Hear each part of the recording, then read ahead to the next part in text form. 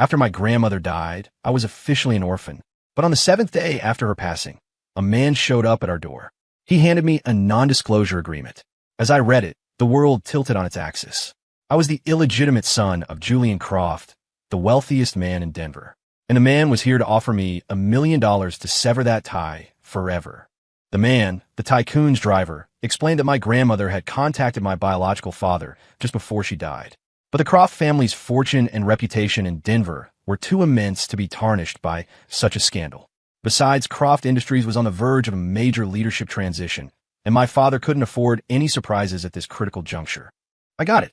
I was a pothole on his road to success, one he could pave over with a little cash. A bitter smile touched my lips.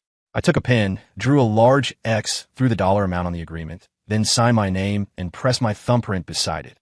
Thanks, but I don't need the money. And I don't need a father. I looked him in the eye. You can see yourself out. The driver stared at me, dumbfounded, for a long moment before leaving in what looked like shame. For a fleeting second, when I first heard the news, a secret joy had flickered inside me. I'd grown up hearing the whispers, the taunts of bastard from other kids. My craving for a father's love was a hunger I'd learned to hide from everyone, even from my own mother before she died. She passed when I was 7. Depression finally took her. Looking back, I realized what an incredibly strong woman she was. Anyone else might have given up long before. Abandoned by the man she loved. Pointed at and judged by everyone. The slut, the homewrecker, the trash who got knocked up. Each word was a bullet that hit harder than lead. She was too good for this world. After the driver left, I thought about all the pain she had endured, and the tears I'd been holding back finally broke free. If she knew that the man she had loved so deeply was a monster who wouldn't even acknowledge his own son, she'd probably claw her way out of her grave to strangle him. But then again, that wasn't her. She was too kind. It's why she never told a soul that the father of her child was a billionaire, not even on her deathbed. She was disappointed in him, but she was full of hope for me. She must have wanted me to live a normal, happy life, to not be corrupted by the poison of a wealthy family and grow into a monster like him. Her last words were burned into my memory. I'm so sorry, sweetie. You'll have to walk the rest of the way on your own. Remember, you can only rely on yourself. Don't ever count on anyone else. You have to live, and you have to be strong. I'll be watching you from heaven, watching my coal become the brightest star in the sky. I was 7 years old, but the moment she took her last breath, I felt like I'd aged to 17 overnight. I became fiercely independent. I never went out to play. I knew my mom had died because we had no money. My grandmother had borrowed from every relative we had, even mortgaged the house. To pay it all back, she took a job as a night shift orderly at the hospital. From that day forward, my life revolved around two things: studying relentlessly and working. For years, it was under-the-table jobs, washing dishes, bussing tables, anything I could find. By the time I was 17, I'd take on any summer construction gig I could get because it paid better than a diner. Over the years, I'd scraped together more than $30,000. Sometimes I couldn't believe I'd managed to save that much in a decade. Ring, ring, ring. The sharp sound of my phone pulled me from the painful memories. It was my homeroom teacher. I set down the framed photo of my grandmother and answered. Cole, it's all taken care of. You can move into the dorms. Thank you, Ms. Albright. Don't mention it. Cole, I know you're going through a lot right now, and it's bound to affect you. But your college applications are due in 2 months. The best way to honor the people we've lost is to show them we've become even better because of them. You understand what I'm saying, right? Yes, Ms. Albright. I understand. Thank you, Ms. Albright was my champion. She saw something in me because my grades were always stellar, leagues ahead of the salutatorian. It wasn't because I was a genius. It was because of sheer effort. From the moment I turned 7, the first thing I ever truly understood from a teacher was that education could change your life. That knowledge was a tool to build a better future. All I heard was that it could make me money. So I threw myself into my studies with a desperate intensity. I'd be reciting formulas while stocking shelves, memorizing historical dates while mopping floors. I did practice SAT questions until midnight every night and fell asleep listening to vocabulary audio tracks. I was up before 6 a.m., headphones on, drilling Spanish verbs on the bus ride to school. Everyone else saw some kind of prodigy. They envied my grades and looked up to me. But only I knew the true cost of it all. When other kids spent their weekends and vacations playing video games, going to comic conventions, or hanging out at the mall, I was working a double shift at the diner with a calculus textbook propped up against the napkin dispenser. The day the SAT scores were released, Ms. Albright had me sitting in front of her computer in her office. She was so nervous her hands were trembling. When she'd asked me how I thought I'd done, I had answered with the calmness of a statue. I don't think I got any questions wrong. That had left her speechless, her eyes glistening with tears. I was her star pupil, the crowning achievement of her teaching career. But it was more than that. She knew my situation, and in many ways, she treated me like her own son. Over the past 3 years, I had felt her genuine care and support. Of course, if I became a top scorer in the state, or even nationally, it would come with a lot of scholarship money. I was definitely counting on that. Before long, her office was packed. Most of the teachers who taught me were there. Eventually, even the principal and the vice principal showed up. They were all waiting. Ms. Albright's hand hovered over the mouse, clicking the refresh button on the College Board website over and over. I wasn't this nervous when I was in labor, she said, try to break the tension. The other teachers were calmer, already discussing where to hang the banner with my photo for next year's student recruitment. The principal was on his phone, trying to see which local corporations they could hit up for donations. Finally, the page loaded. A perfect score. 1600. The room fell silent for a second, then erupted. A score like that was practically unheard of. Forget being the top scorer in the state. This was national news. The teachers were jumping up and down like kids. Several of them started crying. But I remained perfectly still. I knew my journey was just beginning. A few days later, the headlines were everywhere. Denver's orphan prodigy aces SATs becomes Ivy League sensation. That day, I went to my mother and grandmother's graves. I cried all morning, telling them I hadn't let them down, and that I was just getting started. As I stood there, my phone rang. A strange number, ending in 9999. I had a gut feeling it was him, my so-called father. This time, I didn't decline the call. I needed to know. I wanted to hear the voice of this heartless tycoon, to understand what he looked like, what he wanted. I was right. The first words were cold, arrogant, radiating a chilling distance, even through the phone. This is Julian Croft, your father. Do you have time to meet? Fine. I answered, my voice just as cold. He gave me an address, and I went to the headquarters of Croft Industries. The skyscraper was a landmark in downtown Denver, soaring 99 stories into the sky. When I entered the lobby and gave my name, the security guard's demeanor instantly changed. He practically bowed, escorting me to Julian Croft's office with the subservience of a lapdog. The office was absurdly large, like a palace from a movie, opulent, but utterly devoid of warmth. Julian Croft didn't stand. Dressed in a perfectly tailored suit, he was tall and powerfully built, with sharp eyes behind a pair of glasses. He simply set down the file he was reading and said, "You're here." The resemblance between us was undeniable, etched in the lines of our brows and the set of our jaws. Any lingering doubt had vanished. This man was my father. "I'm here," I reply, my tone flat. "What do you want?" My bluntness clearly caught him off guard. A flicker of surprise crossed his face before his mask of composure slipped back into place. He waved a hand, dismissing the security guard, then fixed his gaze on me, studying me from head to toe. Just as I expected, a son of Julian Croft, a true prodigy earning a perfect score. He leaned back in his chair. "So, tell me, what do you want as a reward? Anything in this world, just name it. Don't be shy." I almost laughed out loud. "You might want to watch your wording, Mr. Croft. We have no relationship." He froze, an expression of disbelief on his face. Then, he shook his head and chuckled. "Son, I admit I haven't been there for you, but I had my reasons. I brought you here today to clear the air." I remained on high alert. I'd learned one thing over the years. When someone offers you something for nothing, they're either a con artist or a thief. The man who had tried to buy my silence for $1 million was now smiling, ready to welcome me with open arms. Anyone could see there was a catch. "Cut the crap, Mr. Croft. We're both adults. Let's not waste time." Seeing my unyielding attitude, he dropped the pretense. "Fine. I like your spirit. You remind me of myself when I was young. In that case, I'll be direct. We can tear up that old agreement. If you come back to the Croft family, I can help you.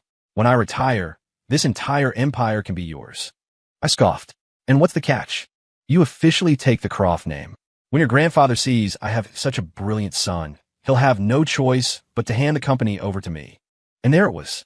In his eyes, our blood connection was nothing more than a business transaction.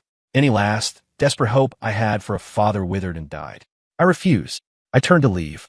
"If there's nothing else, I'm going." "Stop right there," he boomed, his voice sharp with anger. I stood with my back to him, a storm of emotions churning inside me. What child doesn't dream of a father's love? Especially me, the boy who'd spent his life being called a bastard. But I could never forgive him for abandoning us. My mother, were she alive, would never want me to do this. Julian strode toward me, his face now level with mine. I could see his eyes were red-rimmed. Cole, are you insane? Do you have any idea how massive this company is? If you inherit all of this, you'll have more wealth than you could spend in 1,000 lifetimes. This is the opportunity of a lifetime, something people would kill for. I stared at him, tears welling in my eyes. Not tears of joy or gratitude, but of pure, unadulterated rage. The emotions I had bottled up for a decade finally exploded. Shut up, I yelled. I don't want a single damn thing from you. You say I'm a prodigy? Do you know why I'm 6 feet tall and barely weigh 150 pounds? People think I'm just staying in shape. But the truth is, I couldn't even afford to buy a Coke.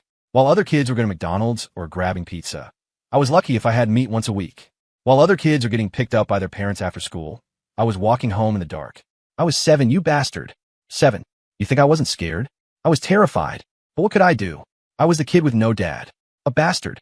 And you play your little games and wait to swoop in and claim the prize. Now that I'm grown, now that I can stand on my own 2 feet, now that I'm in the spotlight, now you remember me? Where were you for the 17 years I suffered? My words hit him like a physical blow. He stood there, stunned for a long time. For the first time, a look of genuine regret flickered across his face. He reached out, his hands gripping my shoulders. Cole, I do love you. I always have. Get off me. I roared, shoving his hands away. Don't touch me with your filthy hands. Love? You don't know the meaning of the word. You got your cheap thrill, but where was your love when my mother was dying? When I needed a father more than anything in the world? If I hadn't gotten a perfect score on the SATs, that non-disclosure agreement would have stayed buried until my bones turned to dust, wouldn't it? His regretful eyes started to glisten. Maybe in that moment he finally saw himself for what he was, a cold, calculating, heartless machine. A monster. I stared at him with utter contempt, as if he were a pile of garbage.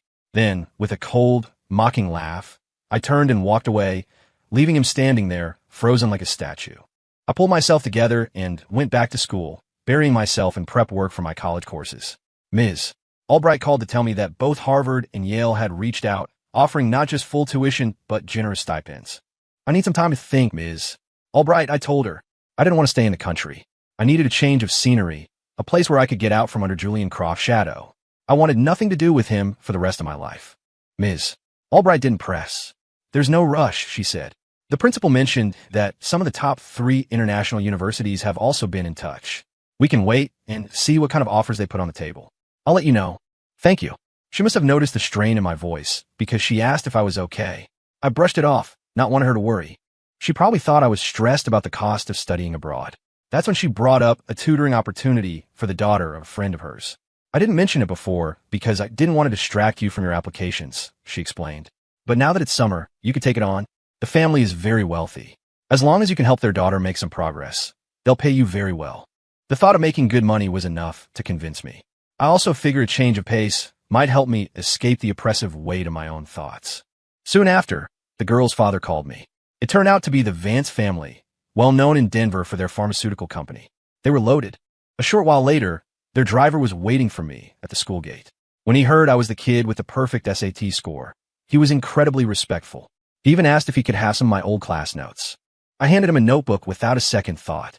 I had stacks of them at home piled high. Better to give them to someone who could use them than to just throw them away. The driver was thrilled.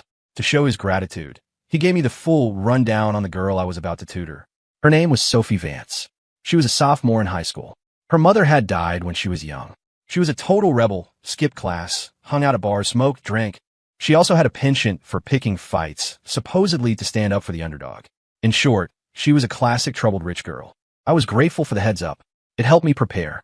Compared to her, my life had been far darker. We soon arrived at a gated community of mansions. The driver led me to a front door and knocked. A stunningly beautiful woman answered, looking to be in her mid-20s. Oh, you must be Cole. The prodigy, she gushed. I nodded silently. She was gorgeous, but she wasn't a high school sophomore. Come in, come in. My dear Sophie is in her room, probably playing video games. I can't get her to come out. Maybe you can just go on in. Her smile was overly eager, her politeness so forced it made me uncomfortable. I didn't want to ask who she was. Okay, you can show me the way. I followed her up to the second floor. She knocked on a bedroom door a few times, calling out softly, Sophie. Silence. The woman turned to me with an awkward smile. She gets so absorbed in her games. Maybe we should wait downstairs. You could go ahead, I said. "I've got this." She raised an eyebrow, clearly surprised. "Well, all right then. She's all yours." Her tone implied, "Let's see what Mr. Perfect Score can do." I stood there for a moment, thinking, a girl who grew up without a mother. It was a void I knew all too well.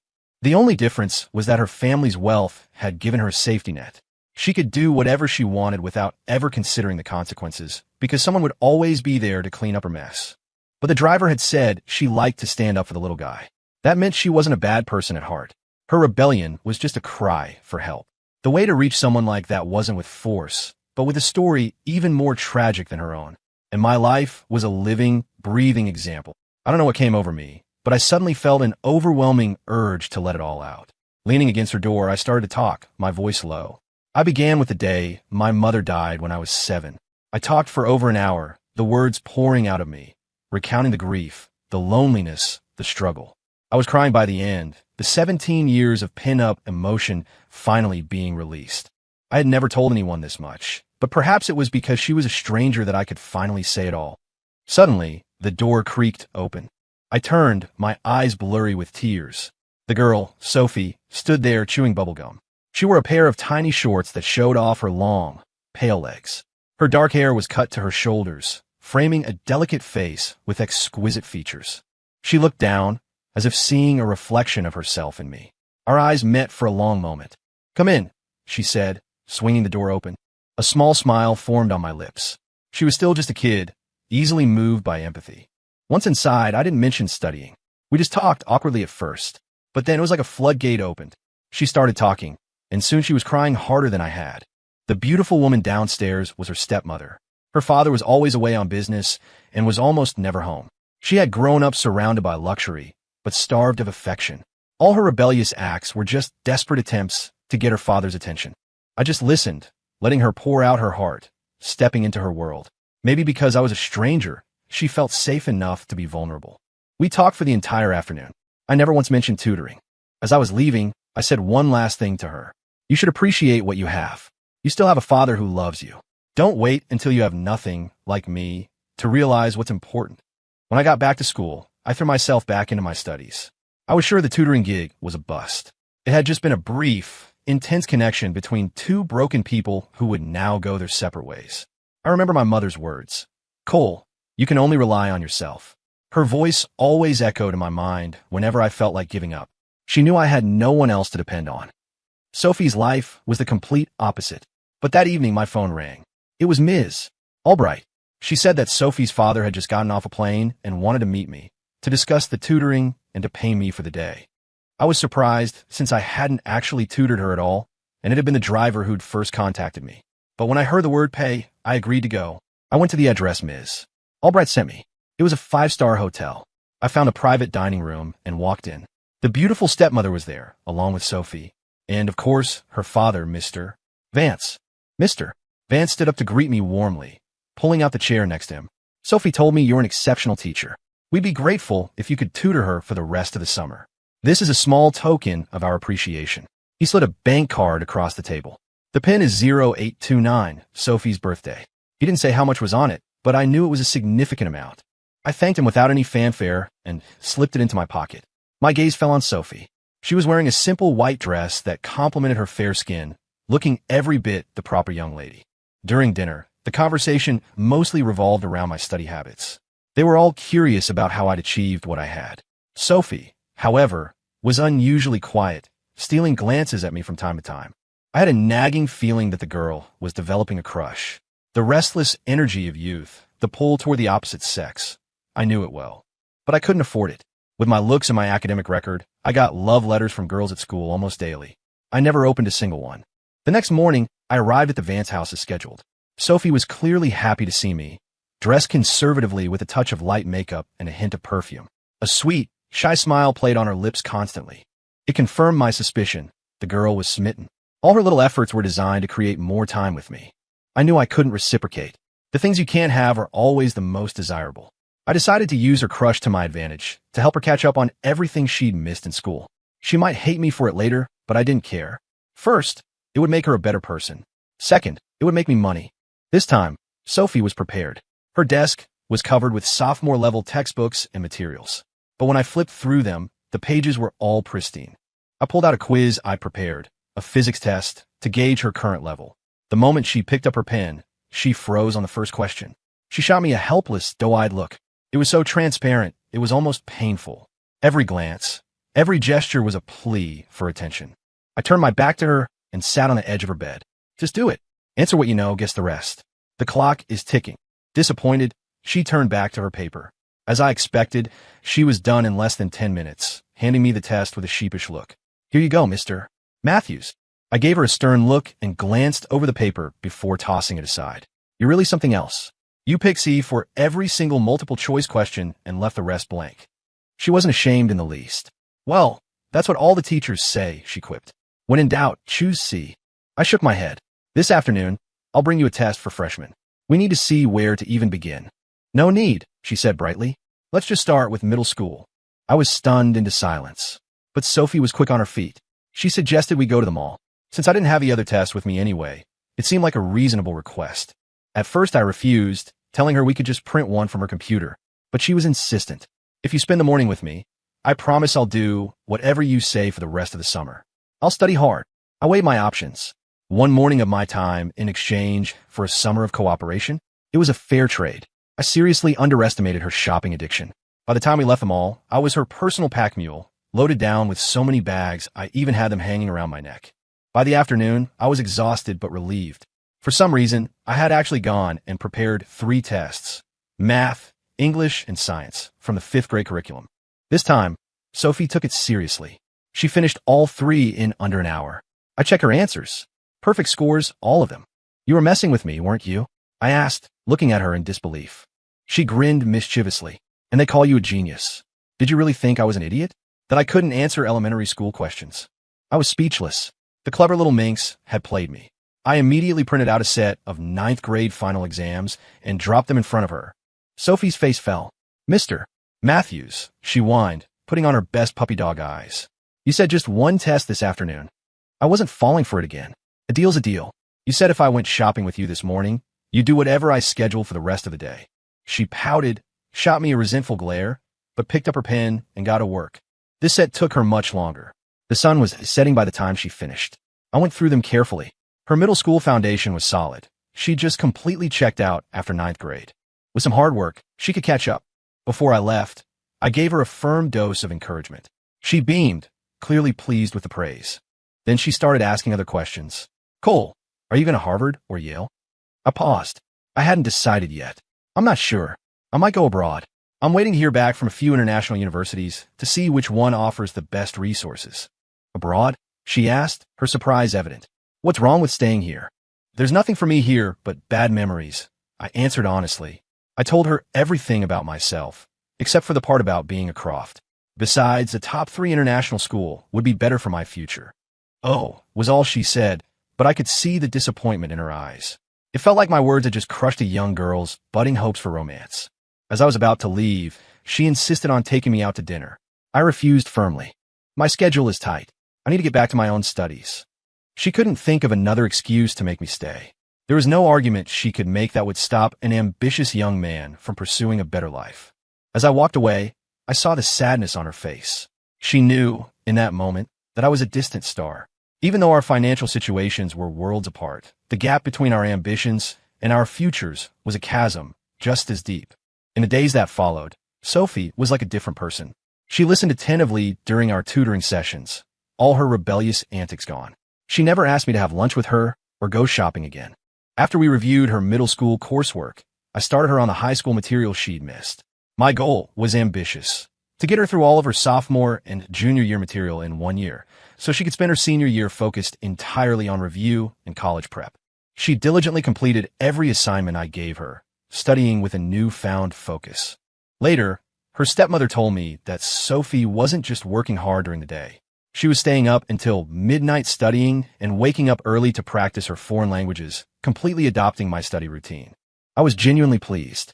Her stepmother also mentioned that Sophie's attitude toward her had changed dramatically. They started having dinner together, sometimes even going shopping. They would even talk about personal things, girl to girl. She gave me a knowing look, implying I was the cause, but I didn't take the bait. In the end, in addition to the $20,000 she paid me for tutoring, she gave me a bonus, a thank you check for another $10,000. I was proud of the change in Sophie. Perhaps everyone has a thirst for knowledge. They just need the right trigger, the right motivation. I didn't know if using her feelings for me to get her back on track was the right thing to do, but I knew it was a good thing for her. During that time, I got news from overseas. The university president himself had advocated for me. MIT, the #1 university in the world, after reviewing my background and academic performance, had offered me a full scholarship covering all tuition and fees. It was an offer I couldn't refuse. I made my final decision. I was going abroad. The day before I was scheduled to leave, my father's driver found me again. He handed me a legal document. It was a will granting me 20% of the shares in Croft Industries. "This is a sign of your father's sincerity," the driver said. "If you agree to take the family name, all of this will be yours one day." He then pulled out a thick folder of property deeds. These are 15 residential and commercial properties, valued at over $50 million. "You should think about this carefully." He leaned in closer. "To be honest with you, your father has another son, but the kid is a total screw-up. All he does is party and waste money. He's a constant source of stress for your father." I cut him off, my decision absolute. "Thank you for the offer, but I have no relationship with him. His son's problems are not my concern." The driver grew desperate. "Cole, I know you're brilliant, but in today's world, good grades don't just hand you this kind of wealth. If you accept your father's inheritance, you'll be set for life. You don't have to worry about the other boy. Your father has decided to cut him off. He got into serious trouble a few days ago, threw a wild party on a yacht, and your grandfather found out. He was furious. The kid's been sent to a correctional facility. If you come back now, you can secure the family legacy for your branch of the family. You wouldn't want to see your father humiliated, would you?" I couldn't help but shake my head with a cynical smile. In the end, I was still just a bargaining chip. All he wanted was to secure his position as the heir to the Croft fortune. "Sir, what does any of this have to end with me? My last name is Matthews, not Croft. Whether the Croft family sinks or swims has nothing to do with me. You should go. But you're his flesh and blood," the driver pleaded, holding out a piece of paper. "This is the DNA test." I snatched the paper from his hand and, without even looking at it, tore it into 1,000 pieces. "Are you trying to emotionally blackmail me? I'll say it one more time. I have official documents stating I am an orphan. I am an orphan." I let the shredded paper rain down over his head, then turned and walked away without looking back. I never wanted a life of suffocating wealth. I wanted a family. I wanted a father's love. If Julian Croft had come to me, penniless, and offered a sincere apology, I would have forgiven him. But for this? Never. The next day, August 29th, I packed my bags for my flight that night. I went to the bank and withdrew the $10,000 Mr. Vance had given me from that first meeting. I had committed the date to memory. It was Sophie's birthday. Her driver had called earlier, inviting me to her party. I had declined. But after thinking it over, I found myself walking into a jewelry store. I bought a pair of pearl earrings and a birthday card. They would look beautiful on her. Sophie was the kind of girl who turned heads, who you couldn't help but look at twice. I was no exception. I had to admit, my feelings for her had grown beyond a simple teacher-student relationship. But I also knew she was still emotionally vulnerable. Her feelings for me might just be a teenage crush, a longing for a romantic ideal that would fade as she grew up. But my feelings for her, they were real. For now, I could only bury them deep inside. On the card, I wrote, "May your eyes shine bright, your heart be full of love, and your world be filled with beauty. Happy 16th birthday." I called the driver and asked him to deliver it to her. When he saw me with my suitcase, he insisted on driving me to the airport. I didn't refuse. Better to be on my way than to wander around a city that felt both familiar and foreign. After saying goodbye to the driver and giving him a few more of my old notebooks, I settled in for the long wait at the airport. Sophie sent me texts and called, but I didn't answer. I hate goodbyes. What was there to say? Would it be as awkward as our first meeting? I didn't trust myself not to break, not to let my emotions get the better of me. So I chose silence. But my plan fell apart. Just as I was about to head to the boarding gate, I heard a familiar voice cry out, "Cole, you thief." I spun around. There she was, standing out in the crowd. Sophie. She was wearing sweats, with the brilliant pearl earrings dangling from her ears. Her face was stained with tears, a vision of heart-wrenching beauty. I froze, unsure of what to do. Should I hug her? Should I stay? Or should I just leave? My instinct was to leave, to stick to the plan. But my heart hammered against my ribs, a dull ache spreading through my chest. Had my feelings for her really grown this deep, that just the sight of her tears could cause me physical pain? "No, Cole," I told myself fiercely. You can't have attachments. You have a long road ahead of you. You can't let one relationship derail your entire future. The idea of giving up MIT for her was absurd. Before I could react, Sophie ran toward me. She threw her arms around me and held on tight, as if pouring all her strength into the embrace. "Cole, you thief. You're a terrible person," she sobbed, her cries turning every head in the terminal. A handsome boy and a beautiful girl, a dramatic scene playing out for all to see. "You knew you were leaving," she choked out. "Why didn't you tell me? Did you really think you could just steal what's mine and walk away?" I was stunned. In that moment, I understood the intensity of her feelings. Her grip was so tight, I could barely breathe. "I admit I didn't tell you on purpose," I stammered, "but I didn't steal anything from you." She pulled back, her almond-shaped eyes overflowing with tears that streamed down her face. It was agony to watch, and I had no idea how to comfort her. She glared at me with a look of pure fury. "You stole my heart," she declared, and before I could respond, she grabbed my head with both hands and crashed her lips against mine. It was my first kiss. I had imagined it happening someday, imagined falling in love, getting married, but I never thought it would be so soon, so sudden. Her passion was contagious. My heart pounded like a drum.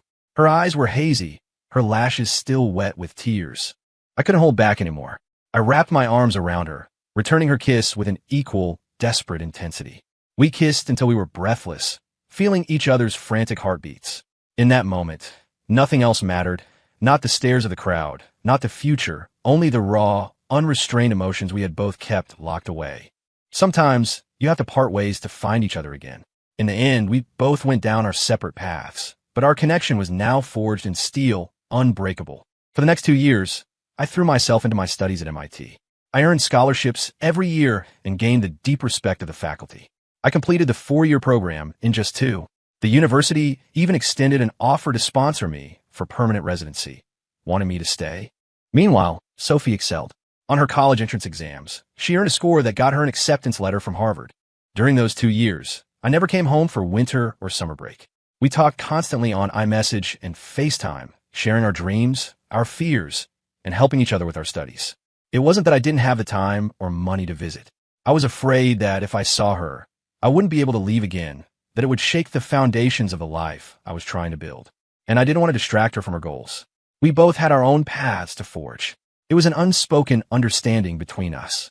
But the day she sent me a picture of her Harvard acceptance letter, I made a decision. I turned down the offer to pursue a doctorate at MIT. I had no desire to immigrate.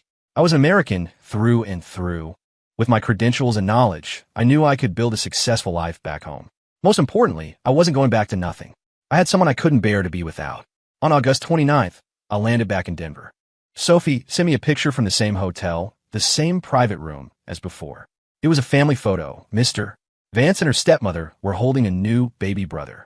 The 4 of them looked radiant, a picture of domestic bliss. I showed up at their door unannounced, dressed in a suit and carrying gifts for all 4 of them. When the stepmother opened the door, her face was a mask of shock. Mr. Vance had the same expression, his mouth hanging open.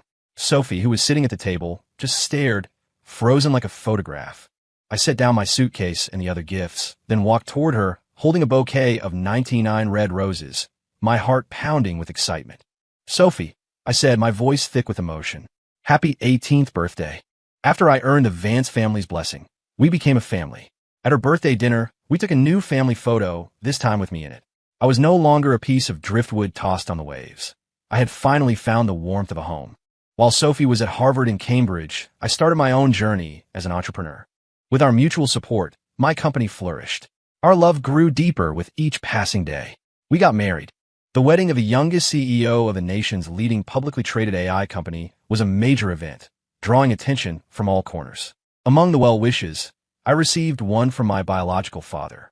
He didn't come in person. It was the same driver, who this time brought only a letter. It was handwritten by Julian Croft himself. Between the lines, I could feel his guilt and regret. And, at the very end, he wrote the 3 words I had once longed to hear. "I'm sorry. I didn't forgive him, but I no longer hated him. He had given me life, but he hadn't been a part of a single second of it. Our paths would never cross again." That night, I stood on the rooftop terrace of our home, holding Sophie in my arms as we watched a once-in-a-century meteor shower. As I looked up at the brilliant star-strewn sky, I saw 2 stars that shone brighter than all the rest. In that moment, I was filled with a profound sense of gratitude for the boy I used to be, the boy who had fought tooth and nail day after day for a future he could barely imagine. He hadn't let a tragic childhood destroy his life. He hadn't sold his soul for the lure of money. He hadn't let the entanglement of love derail his ambitions. But most of all, I was grateful for the two bright stars that had guided me through the darkest nights, when I felt most alone. Mom, Grandma, I miss you so much, I whispered to the night sky. I've married a beautiful, kind, and wonderful woman. I'm living the happy life you always wanted for me. I hope you're proud.